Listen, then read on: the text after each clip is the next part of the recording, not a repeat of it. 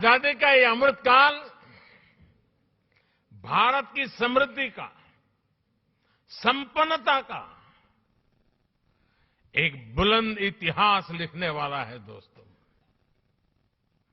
मैं जानता हूं कि ये जो संकल्प हमने लिए हैं, ये संकल्प आप पे बहुत बड़े हैं। लेकिन साथियों, मेरा जो लालन पालन हुआ है, मुझे जो संस्कार मिले हैं, जिन जिन लोगों ने मुझे गढ़ा है, उसके कारण मेरी भी एक आदत बन गई है। मुझे मक्खन पर लकीर करने में मजा नहीं आता है, मैं पत्थर पर लकीर करता हूं।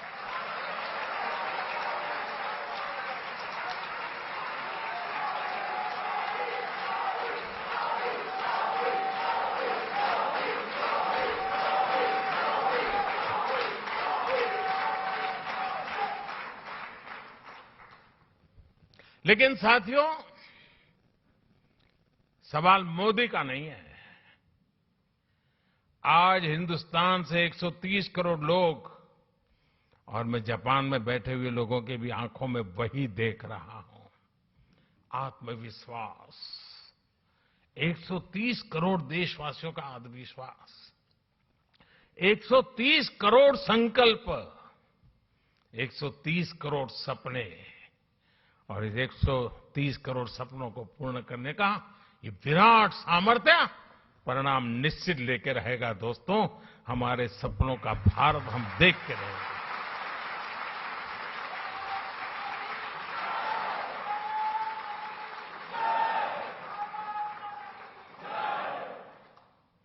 आज भारत अपनी सभ्यता, अपनी संस्कृति, अपनी संस्थाओं के,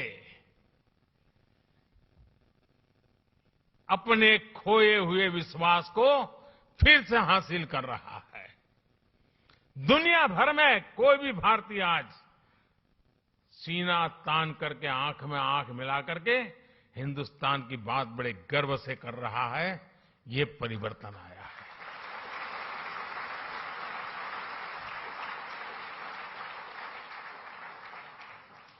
आज मुझे यहां आने से पहले भारत की महानताओं से प्रभावित कुछ लोग जो अपना जीवन खपा रहे हैं, ऐसे लोगों के दर्शन करने का मुझे मौका मिला, और बड़े गर्व से वो कह रहे थे योग की बातें। वो योग को समर्पित है। जापान में भी शायद ही कोई होगा जिसको योग की कल्पना न हो। हमारा आयुर्वेद, हमारी पारंपरिक चिकित्सा पद्धति, आजकल तो हमारे मसाले सब दूर, उसकी मांग बढ़ रही है। लोग हमारी हल्दी मंगवा रहे हैं। इतना ही नहीं साथियों, हमारी खादी, वरना तो आजादी के बाद धीरे धीरे वो नेताओं के कॉस्ट्यूम बनकर के रह गई थी।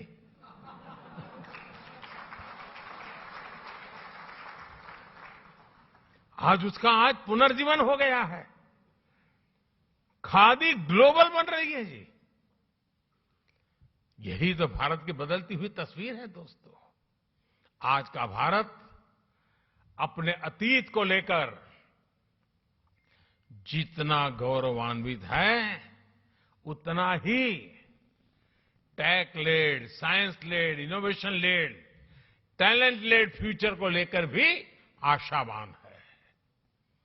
जापान से प्रभावित होकर स्वामी विवेकानंद जी ने एक बार कहा था कि हम भारतीय नौजवानों को अपने जीवन में कम से कम एक बार जापान की यात्रा जरूर करनी चाहिए।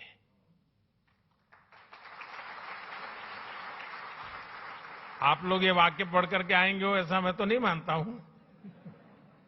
लेकिन विवेकानंद जी ने भारत के लोगों को कहा था कि भाई एक बार देखकर तो आओ जापान है कैसा। साथियों,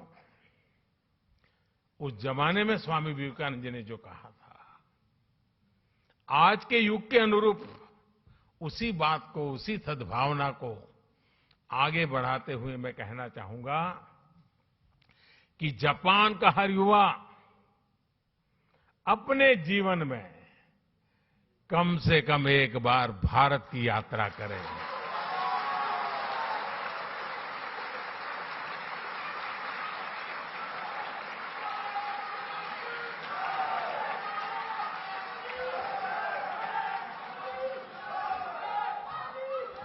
आपने अपनी स्किल से, अपने टैलेंट से, अपनी एंटरप्रेन्योरशिप से जापान की इस महान धरती को मंत्रमुग्ध किया है।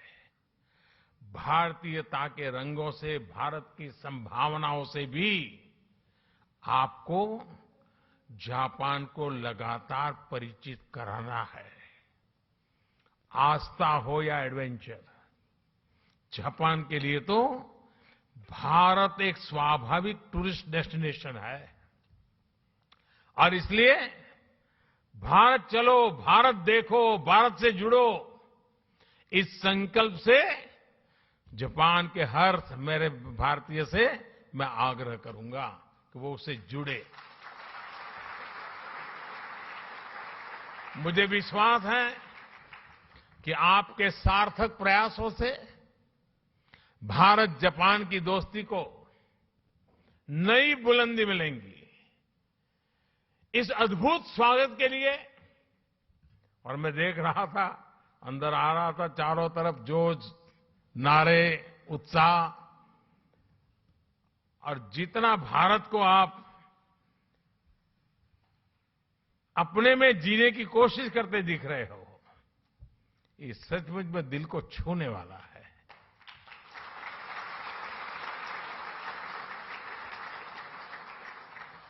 आपका ये प्यार, ये स्नेह हमेशा बना रहे। इतनी बड़ी तादाद में आकर के, और मुझे बताया गया कि जापान में से सिर्फ टोक्यो से नहीं, बाहर से भी कुछ साथी आज आए हैं। पहले मैं आया करता था, इस बार नहीं आ पाया तो आप भी आ गए।